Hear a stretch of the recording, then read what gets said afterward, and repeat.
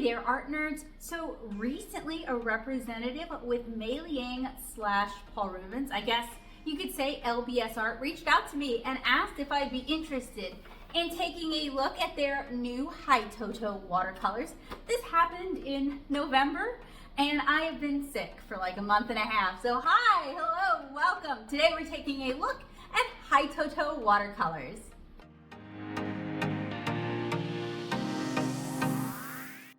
Hey guys, so a representative from Paurl Rubens got in touch with me and asked if I would be interested in taking a look at the latest Meiliang watercolor product. And of course I said yes, because come on, we review lots of Paurl Rubens and lots of Meiliang here on the channel. So it was a perfect fit.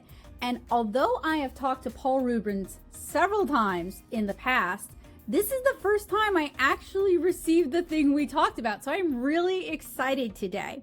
It arrived, as of recording, yesterday in Amazon packaging, so they probably fulfilled using Amazon, which makes sense. And inside is the Hitoto tubular watercolor. And you can see it got a little all over the place in shipping. There is nothing on this packaging that would lead us to think that this was a Meiliang product, and I wouldn't have thought that if I saw it on like Amazon. So I'm telling you guys, I talked to a Meiliang / Paurl Rubens, because Meiliang is owned by Paurl Rubens and they're all owned by Aowen. I talked to one of their reps about this. So this is a Meiliang product, and I'm hoping it'll be a little bit different, a little bit interesting compared to what we've been talking about. Not that those aren't interesting, but I do really like Meiliang watercolors. I recommend them highly. I'm hoping these are a little bit different so that we have something to talk about. It is for not very young children, so 0 to 3, no good. I would honestly say under 10, no good. And it says, warning, prevention of accidental ingestion. This product contains colored ingredients and small components. Please make sure to keep this product out of reach of children and be careful not to swallow it. If swallowed accidentally, seek medical assistance immediately. Supervised use. If you purchase this product for children, it is recommended to supervise its operation during use to ensure safe use. Important reminder, do not smoke or eat during the use of this product. Be sure to wash your hands if necessary. And then we have a couple of QR codes. And this is the Hitoto tubular watercolor paint set. Watercolor paint, this is the 24 color set with 12 milliliter tubes, and they should be protected from prolonged exposure to direct sunlight and moisture to prevent discoloration or deterioration of the pigment. It is scope of use suitable for people over 3 years old to use it. I don't know about that. We actually have a quality guarantee period of 3 years, and yeah, see, LBS Arts, that is the same as Paurl Rubens.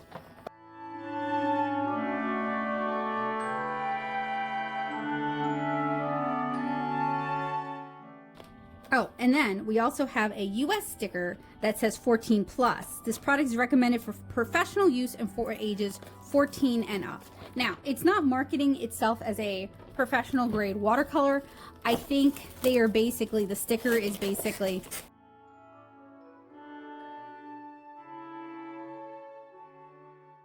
well, I made a meal out of that. The sticker is basically just suggesting this is for adult use. All right, ready to see what's inside? Okay, so inside we have a brochure. The packaging is of the more flimsy cardboard type.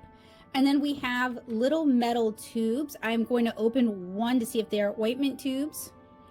They are not ointment tubes, so that is a good sign. And mine got all shaken up during transit. And the brochure, yeah, so here it actually talks about it being a Paurl Rubens product. So I'll read this for you guys. I appreciate that it is now in English as well as Chinese, because I do not read Chinese, so I appreciate this. The real power to art is the commonness which is blended in the great emotion. I'm Jean F. Miller. Earlier, the pigments used by Chinese painting artists were basically imported. On the one hand, they were limited by price and channel, and on the other hand, they were different in product types and quality. Most painting artists sometimes needed to make their own pigments to meet their needs. In the face of this industry pain point, Yu Jinhai, who has been engaged in the painting industry for many years, is determined to make changes. In 2005, Yu Jinhai established a research and development center for painting pigments, and in 2010, under the enlightenment of Yang Fuyun, president of the Chinese Academy of Oil Painting, Yu Jinhai, Yang Feiyun asking Yu Jinhai awakened his original intention of becoming a national independent brand. After several experiments, visiting many artists, chemists, and restoration experts, he went to Germany, Belgium, the Netherlands, and other oil painting birthplaces, consulted many masters of pigment technology, and finally ushered in Rubens, a national pigment brand, in the spirit of Yu Jinhai's repeated failures. Today, Rubens, an independent research and development of national painting pigment brand, is praised by many users. Behind the applause, Rubens' brand adheres to the simple value of achieving the beauty of art. In the future, Rubens will continue to uphold the awe and innovation of the industry and make unremitting efforts to serve users better.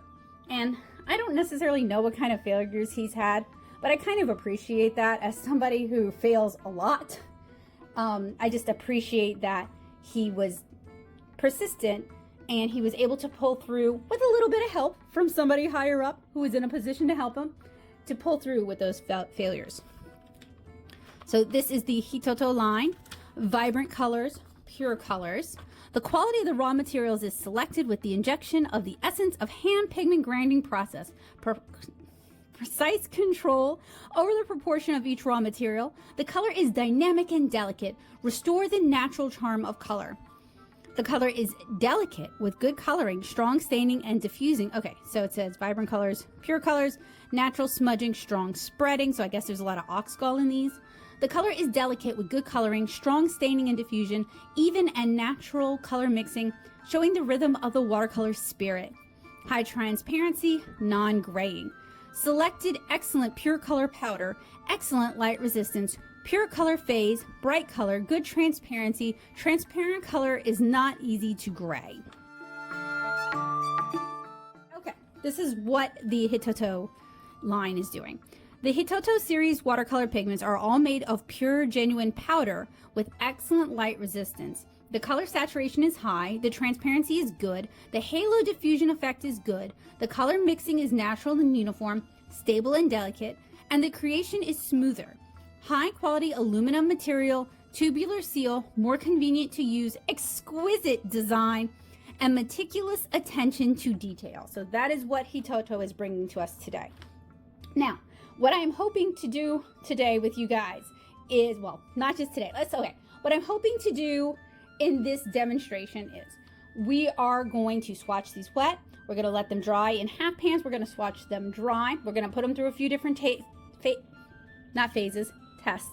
A few different tests like color mixing, like wet into wet. We are going to compare these against Meiliang pigment watercolors, so they're half pans as well as the tube paints that have dried in half pans. I may then further compare them to some other student grade brands or to some Paurl Rubens. I haven't decided yet, but I definitely plan to do a head-to-head comparison with these against Meiliang pigments, which is, you know, I love Meiliang pigments, but also that's their manufacturer. This is part of that line. And I want to see how they're different, how they might be an improvement, or how they might suit different artists. So that's kind of my plan. And then I'm hoping to do a field test illustration with these. So pretty similar to my watercolor reviews. I will tell you guys, I'll caveat right here, I am not considering this a review because this was sent to me. I did not purchase these, but I also did not solicit that interaction. They reached out to me and I said yes. So I don't feel cool calling it a review because I didn't spend money on it. So I'm going to call it a demonstration, but I'm hoping to answer questions that you guys might have and still be able to provide you guys with prices and places where you can buy these. So hopefully we'll cover everything. I am going to have the pigment information in the show notes for you guys. because I know this is shiny and hard to see.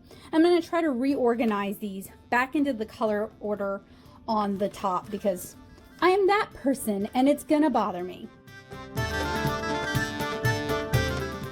These are regular metal tubes, not ointment tubes. The tubes are 12 milliliters each, so you get a good amount of paint, and there are 24 colors in this set.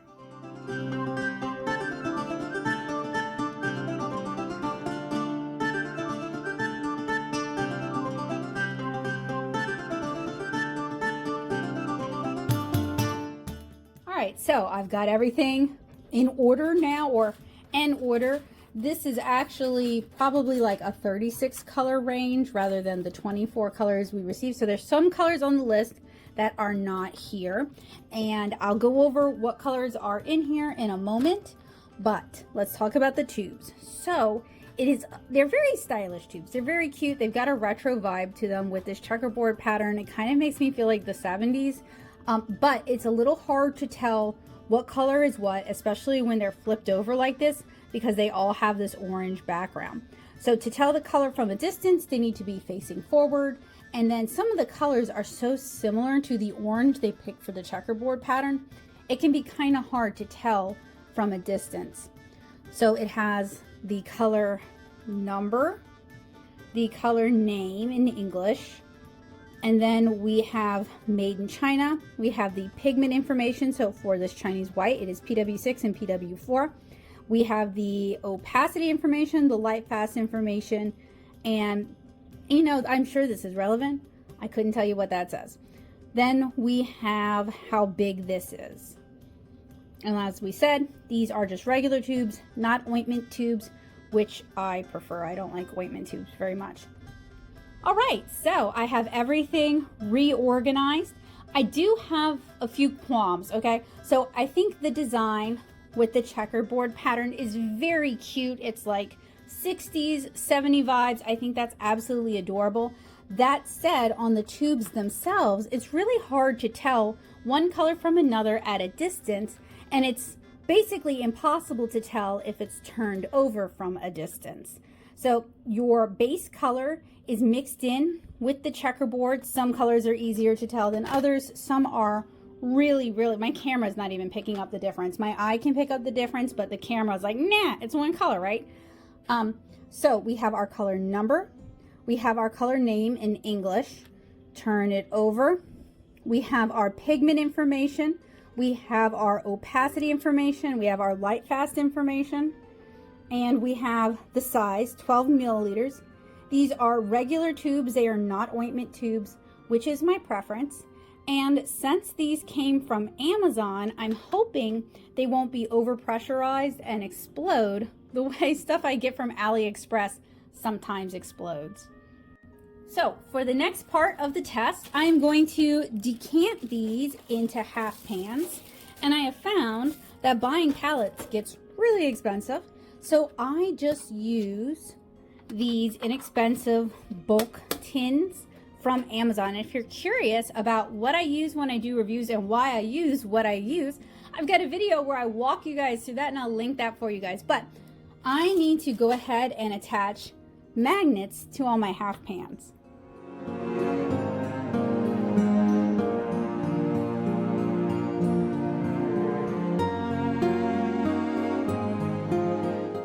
We've got 24 little half pans here. They need to go inside the palette though, not on top of the palette. What I like to do is have them wait for me up at the top and then fill them one at a time. I'm gonna fill one half pan in real time with you guys, and then we'll do the rest in time lapse. So I have our white here. This is the one we talked about earlier. Actually, that was in a take that I forgot to hit record on. So we'll talk about Chinese white right now. So this is 036 Chinese white. It uses PW6 and PW4. It is, let's see if I can find an example of one with a different square, because generally an open square would mean that it's transparent. Let's see with PW with, okay, sorry. We grabbed burnt umber. This one's filled in. Okay, so that means this is a transparent Chinese white, which is not particularly useful for me, but I don't like Chinese white all that much anyway. I tend to not use it. It's got 3 stars of light fastness, which without having the key for their light fastness, we don't know how to interpret that necessarily. And it is 12 milliliters. Has a twist on cap. It is not an ointment tube because it is already open. And maybe a smidgen liquidy, but so was the Meiliang pigments tubes that I reviewed for you guys not too long ago. So I would say it's less liquidy than that, and I ended up really liking those.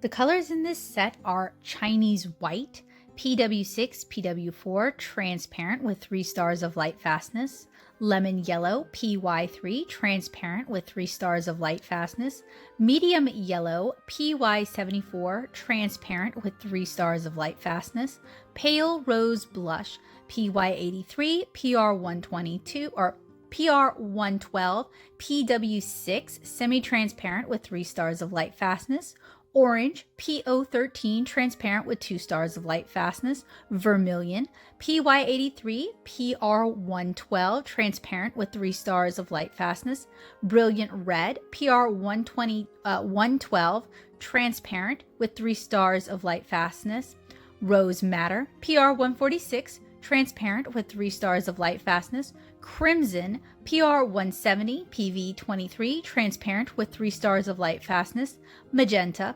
PR32, semi-transparent with 2 stars of light fastness, violet, PV19, semi-opaque with 3 stars of light fastness, ultramarine, PB29, semi-opaque with 3 stars of light fastness, phthalo blue, PG15, semi-opaque with 3 stars of light fastness, blue lake, PB15, PG7, semi-opaque with 3 stars of light fastness, cobalt blue, PB29, semi-transparent with 3 stars of light fastness, permanent green light, PG7, PY3, transparent with 3 stars of light fastness, sap green, PG7, PY83, transparent with 3 stars of light fastness, viridian green, PG7, semi-transparent with 3 stars of light fastness, yellow ochre, PY43, semi-opaque with 3 stars of light fastness, burnt sienna, PR101, PY83, semi-transparent with 3 stars of light fastness,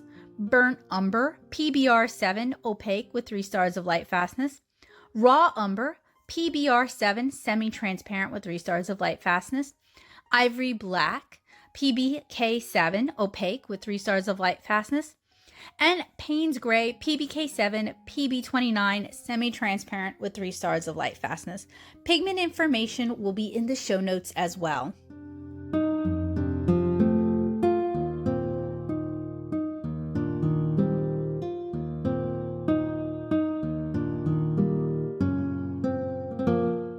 All 24 colors have been potted. These were easy to pour, not overly liquidy, not overly stiff. There was no separation. There's no weird smell. I am noticing that all of the colors in mass tone are very bright and brilliant.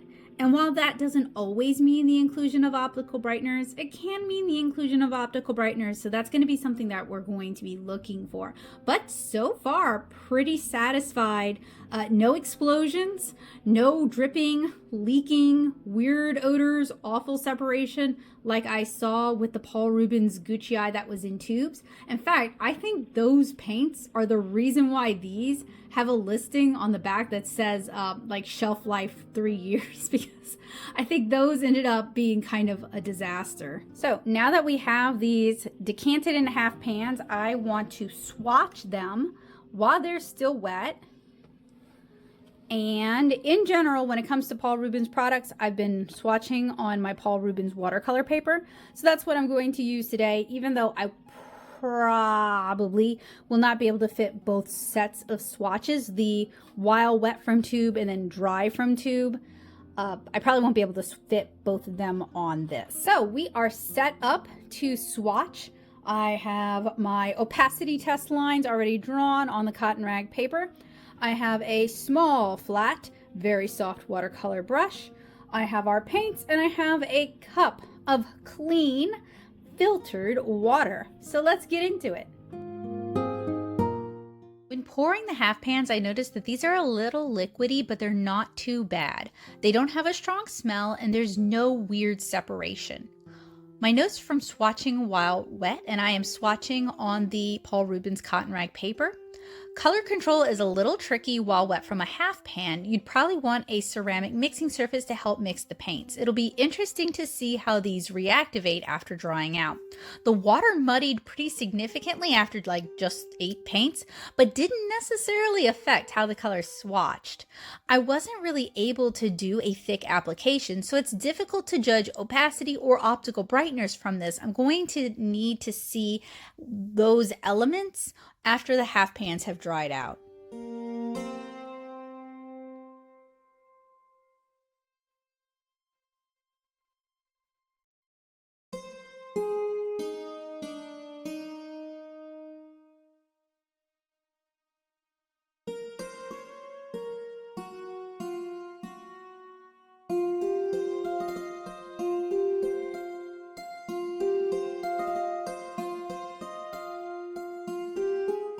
So color control was a little bit tricky with these wet from the half pan. So if you prefer to work with your watercolors while they're still wet, you're probably going to want a ceramic mixing surface to help you mix the pigments so that you don't get these kind of splotchy areas. It's going to be interesting to see how these paints reactivate and how they re-swatch.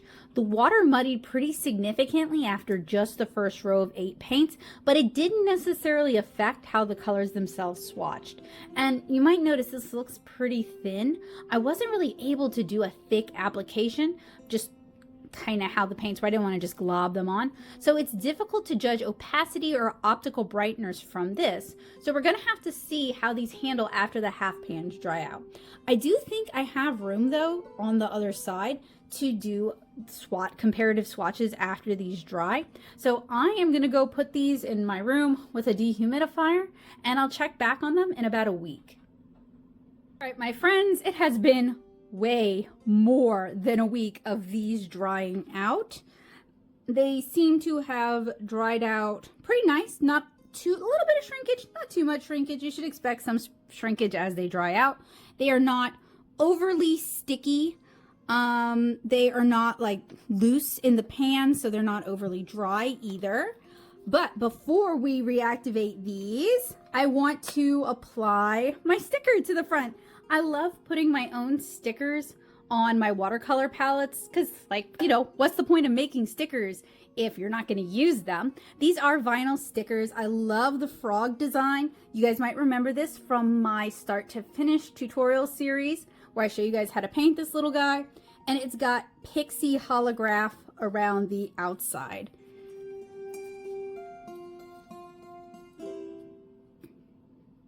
Back seems to come off fairly easy. And we'll just put that right here. Oh, so cute. Very, very cute. If you are into stickers, whether it's for your water bottles, your watercolor palettes, your bike helmets, your bumpers, whatever, I have some really cute designs that are not only pixie holographic, full on holographic, but even glow in the dark. And you guys can find them in my shop at nattosoup.com/shop. So now that we have applied our sticker, we can go ahead and give this a little spritz.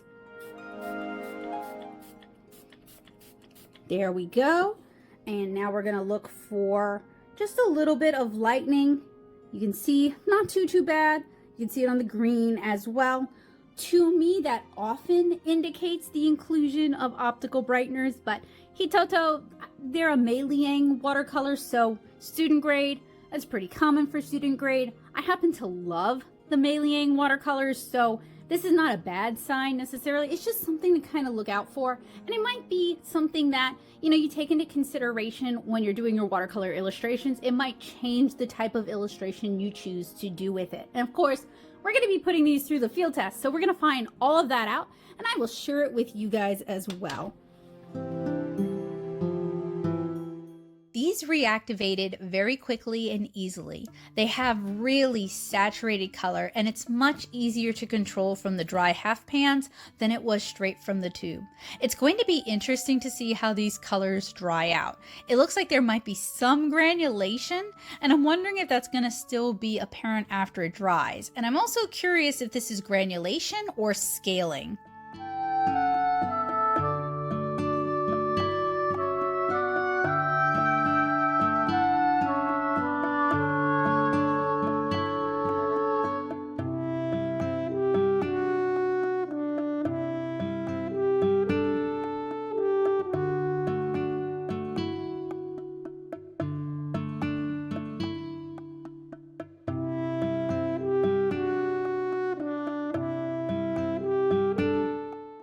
So over here are the swatches from the tubes, like the first day I got them.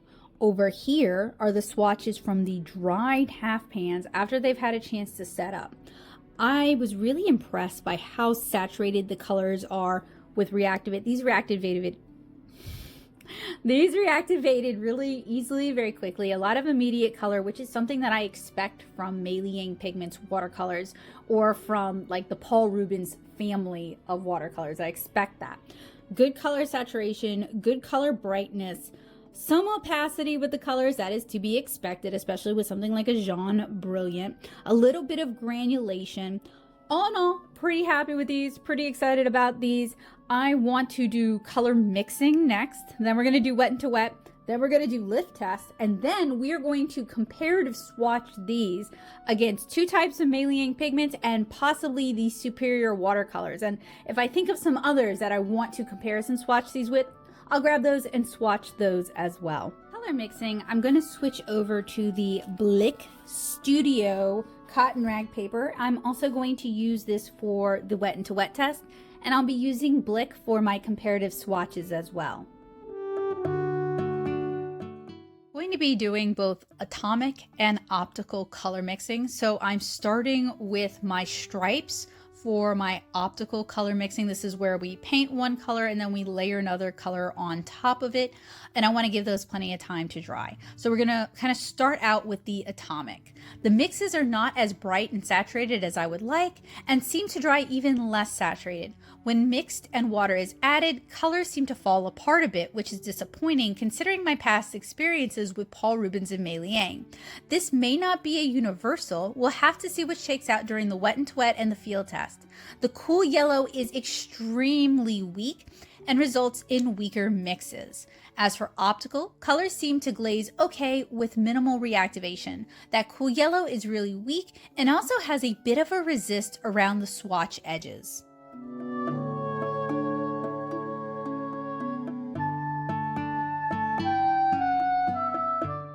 So now it's time for the wet into wet test, and I'm just going to do that down here towards the bottom of the page.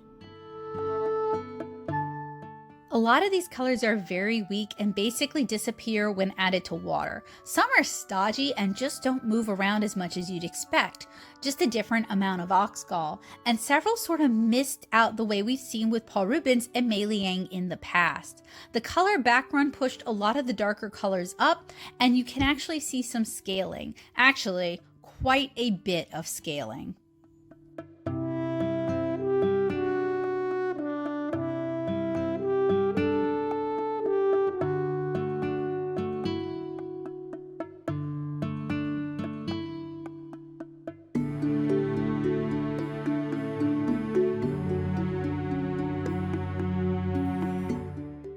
Got our color mixing handled. Now it is time to revisit our original swatches for the lift test. These watercolors are not particularly lifty. Once they're on the paper, they're pretty much on the paper, at least with this cotton rag. And I am testing both the old swatches, which are over a week old, and the fresher swatches, which were painted that day.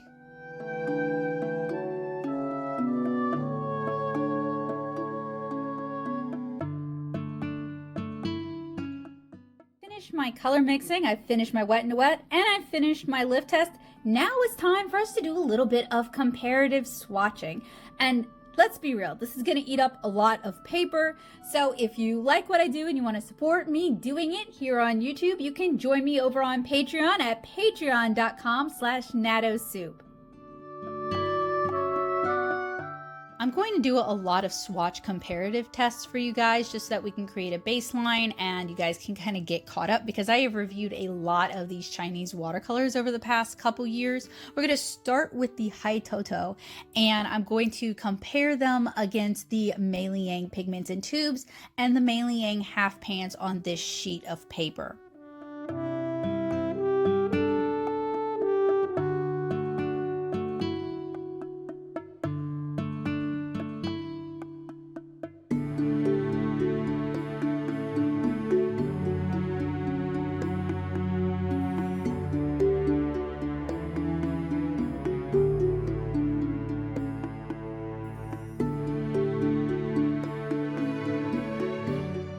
These are Meiliang pigment tubes that I dried out in half pans. I do have a full review for all of these. I will link them all in the description for you guys. The pigment tubes have way more colors. I ended up running out of room even though I was trying to conserve space.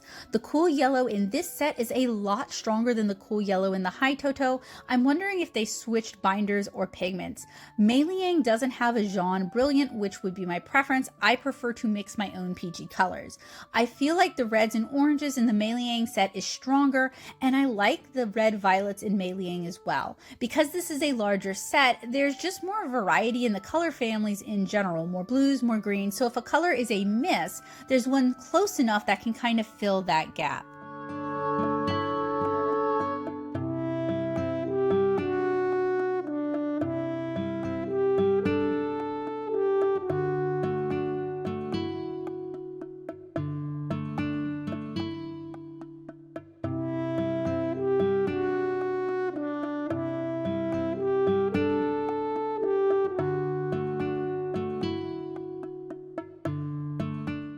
Here are the Meiliang half pans. I bought these several years ago, so your mileage may vary. Like I said, this is an old set, so they may have changed the formulation. I ended up running out of room again, but this set is pretty similar color-wise to the tubes, and the tubes were actually purchased in 2024, so they're a newer set, with a slight difference in the neutrals and browns. Just in terms of economy, I would say go with the tubes, because you're going to be able to fill half pans about 3 times with a set of the tubes, whereas the half pans are, the ones I have aren't even in half pans. They're in this inexpensive plastic liner, but I know that Paurl Rubens has changed how these are packaged over the years several times, so the newer sets may be a little bit better. Just kind of do your research and weigh your options.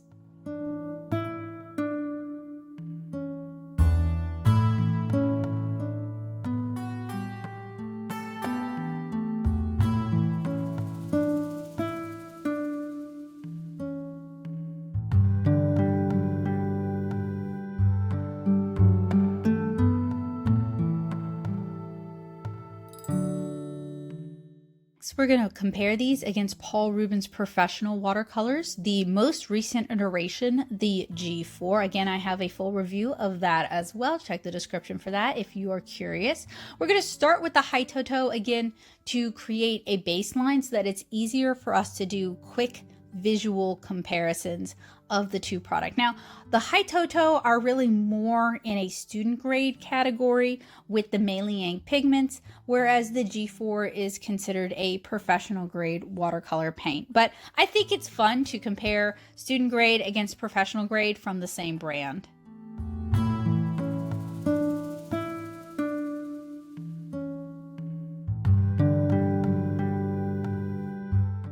So while I like Paurl Rubens professional grade watercolors in general, I wasn't that impressed with the G4 set and didn't see how it was a great improvement over their previous professional grade paints. Just from these swatches, I can't see too many obvious differences in paint quality, but I can see some different colors.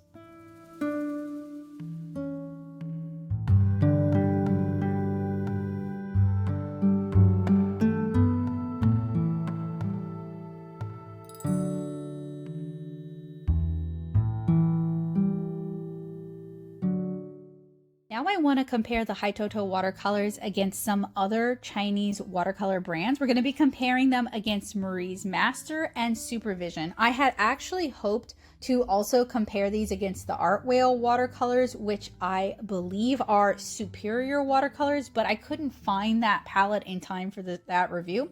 So I will link those down in the description, just in case you guys are curious. This is like the completionist in me. I already have these palettes, so why not swatch them so we can get a good idea of how they compare and hopefully help you guys find the palette that works the best for you. So now we have the Marie's Master level. After a while, these all start looking and seeming kind of the same, similar colors and formulations. I'm not sure if this is a Chinese watercolor brand thing or what happens when you swatch too many watercolors one after another.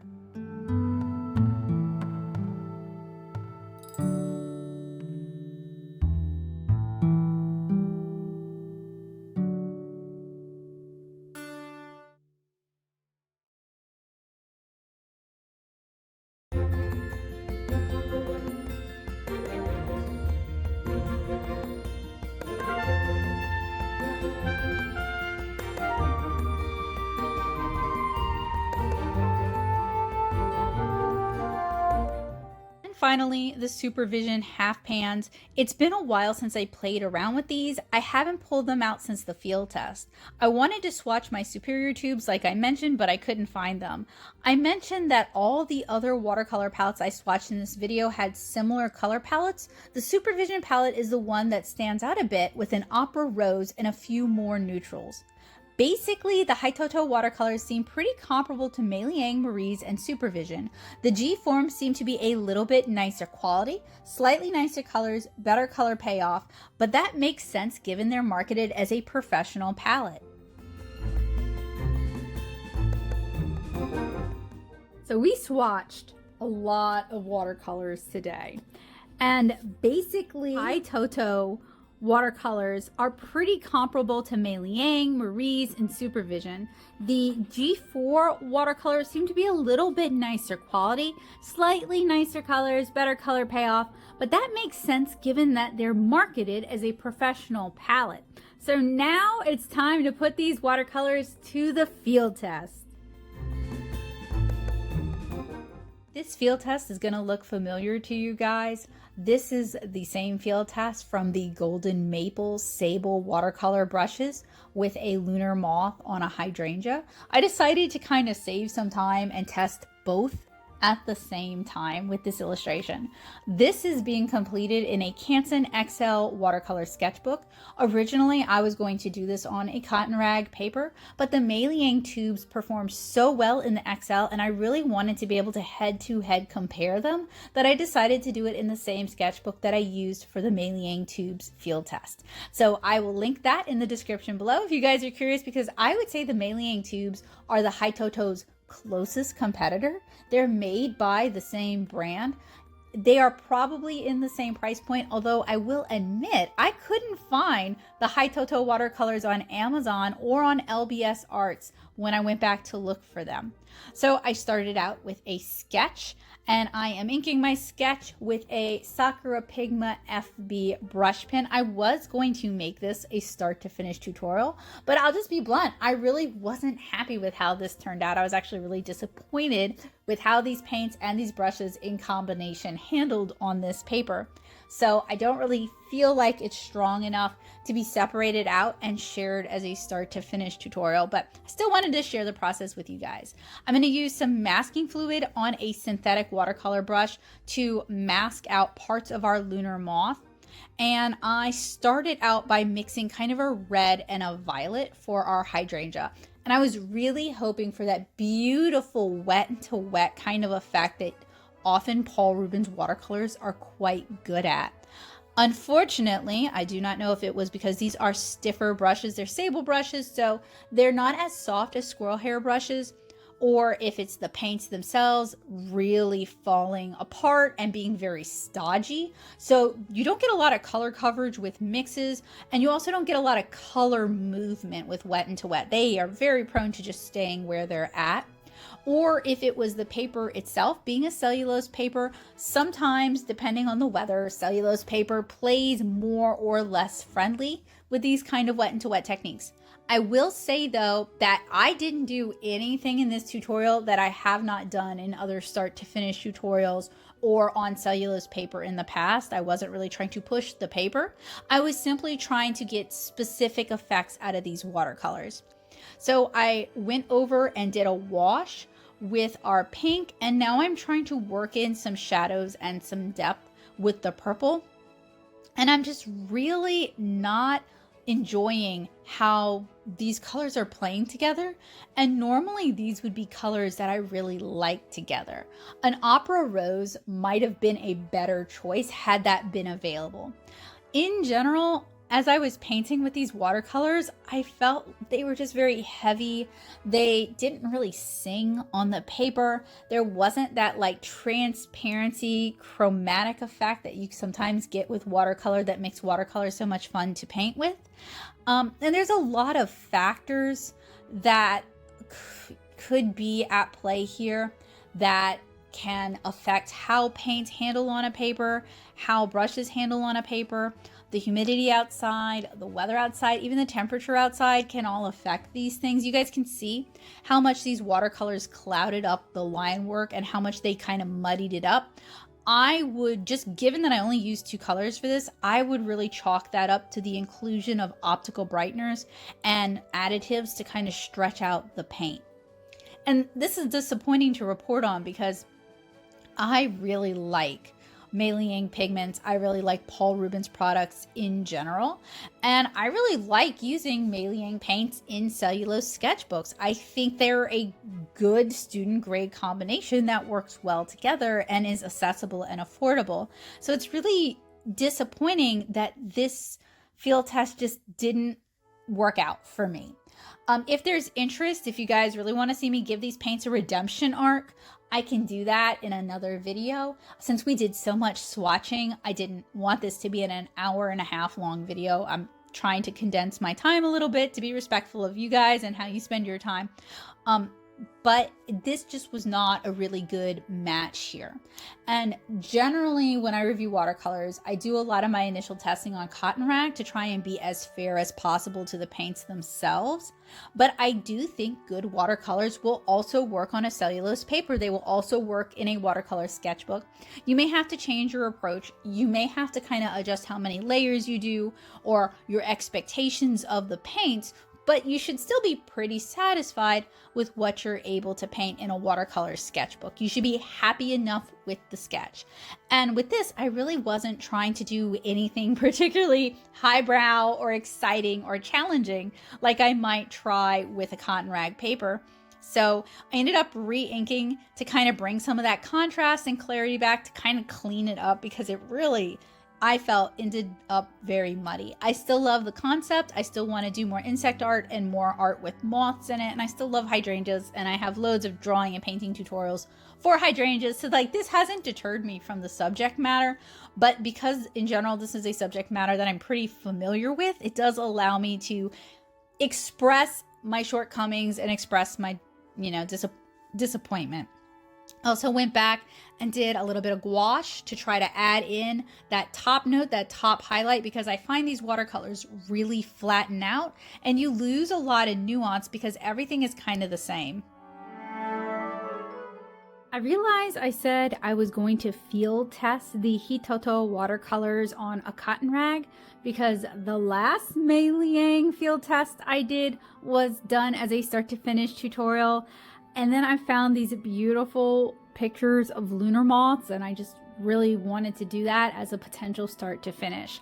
And I'm actually not going to pull this aside and create a tutorial from it because I really was not happy with how these paints handle on this paper. I feel like they didn't handle as well as the Meiliang tubes handled on the same Canson XL watercolor paper. And I am going to actually splice in some clips as we talk about the pros and cons, just to give you guys kind of a basis of comparison. These were handled somewhat disappointingly. I found that the colors lost saturation very quickly as you add water, so they don't really work for 2 or 3 color mixes. They don't really work for glazing. They don't really work well for layering. They contain optical brighteners, which you guys saw. I re-inked this, but it really obscured the line art more than, you know, most brands that I have used here on the channel. They contain optical brighteners and they do not layer or glaze well. In fact, you get a lot of reactivation, which ends up just turning into mud instead of like what you want from an optical color mixing situation where it's building up the color and you're actually getting this color depth from it. I'm quickly scanning the studio to see if I have any pieces handy. Give me a sec. All right, here are 2 examples. So this was done with my Daily Driver watercolor palette.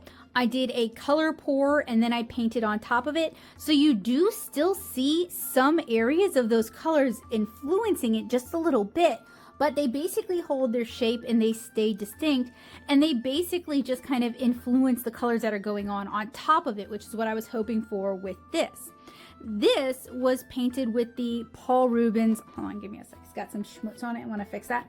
The Paurl Rubens Gensai style Gucci Eye watercolors. I really liked how those handled. I hope you guys will check out that as well. And while these are more opaque, we are still able to achieve a very similar technique of, you know, this color pour, color punch effect, and then you paint on top of it, and while you can still see some of those colors shining through, they stay distinct. They don't turn to mud. They don't just like totally melt when you add another color on top. Now, to be fair, those are both on a cotton rag paper, and cotton rag paper holds on to pigments better. But I've done similar techniques with watercolor in this type of watercolor sketchbook as part of my start to finish tutorial series. So I know this paper is somewhat capable of handling that. These are probably my least favorite Paurl Rubens and Meiliang Pigments watercolors. I really like most of their other watercolors. Generally, I highly recommend them. And I really figured this was just going to be a, you know, a knock out of the park for Paurl Rubens and Meiliang. I am actually not sure how the Hitoto line differs, these tubular watercolors. I'm not sure how these differ from the Meiliang pigments, if they're looking to get rid of the Meiliang pigments, if this is even cheaper than the Meiliang pigments. A lot of the paperwork that they've included is very similar to the paperwork that you get in regular Paurl Rubens. Yeah, I'm just checking real quick to see if I made a pure genuine powder with excellent light resistance, color saturation is high, transparency is good, halo diffusency. I just didn't have those results on this paper. And considering this is in the student grade sort of category, and a lot of students use Canson XL as their watercolor sketchbook, or a similar cellulose paper as their watercolor sketchbook, it's just really, really hard for me to recommend these, which is kind of a shame because remember, they did send me this set for I did not pay for this set. So I feel, you know, a little bad being like, yeah, skip this set. Paurl Rubens and Meiliang makes better other watercolors, some of which we've talked about here in the video, because I felt like these swatched very similarly to the Meiliang tube pigment paints when we did the comparative swatches. So I'm really surprised that these handled this poorly. That said, the weather has taken a turn for the colder and the humidity has dropped some, and that can affect how watercolors handle on cellulose. So if, you know, you guys want to see it, I will do a little something with, I don't want to commit myself to a field test on cotton rag paper in case it doesn't turn out well and I end up with another piece that I spent a lot of time with that I can't salvage. But maybe I'll do like a watercolor bookmark. We'll do a little art supply redemption if you guys want to see if these handle better on cotton rag. So that was a lot of negative. What about the pros? And I have to say, it's hard to find pros when I compare these against other Meiliang Pigments products. So in a way, that is a pro. The same parent company makes a bunch of great watercolors, and I've talked about a lot of them here on the channel. I really like the Meiliang pigment half pans as well as the Meiliang pigment tubes. And the Meiliang pigment tubes may be an economical way for you to provide watercolors for a class, or if you're learning watercolor and you want something that handles well but is at a cheaper price point and you don't mind setting it up in your own palette, that could be a good fit for you. And you know, this is a piece of cotton rag. This is arches right here.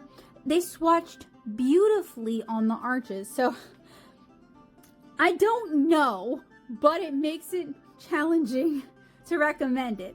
Now, that said, I was doing a bit of a dual field test because I wanted to test out these golden maple watercolor brushes. These are their Sable Golden Maple. Boy, try saying that 3 times fast. And they really remind me of the Creative Mark Rhapsody brushes that Jerry's Artorama has. I kind of like them. I kind of have some misgivings, so you guys will have to watch that review to hear the full story on these. But usually I use silver black velvet watercolor brushes, as well as maybe a few quills, in fact some Paurl Rubens quills, and maybe some synthetic brushes. So I did use slightly different brushes, but not, you know, I used to use a lot of the Creative Mark Rhapsody brushes when I lived in Nashville and I had access to a Jerry's, and my cat would like chew them down to scrubby nubbins and I'd have to toss them or the moths would get to them.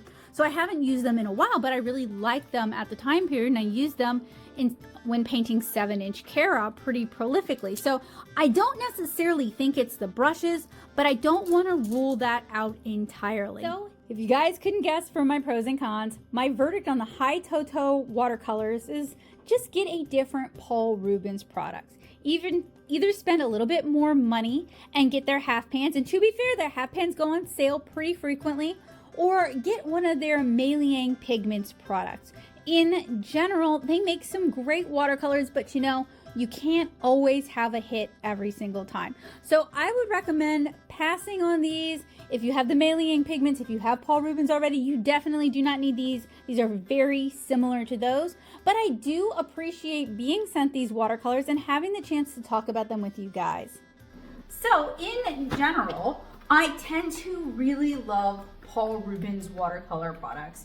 I have had so many hits when it comes to Paurl Rubens that this time the Hitoto Watercolors being kind of a miss was kind of surprising and kind of disappointing. I didn't expect that from this.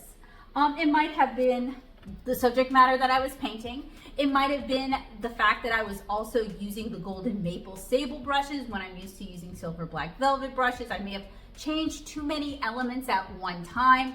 But I just didn't really feel like these particular watercolors hit for me, and I don't necessarily feel like they're a replacement or an improvement on their existing Meiliang watercolors, both the tubes and the half pans, which I've talked about here.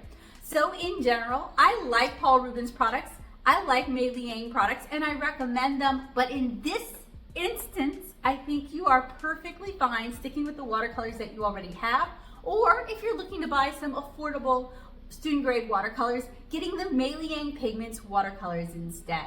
Thank you guys so much for hanging out with me today. I hope you had fun, and I hope this was helpful, useful, and informative. If you're looking for more paint with me, start to finish watercolor tutorials where we draw, ink, and paint something, check out the playlist that I will have linked in the cards, linked in the description, and that's probably it. Linked in the cards and linked in the description.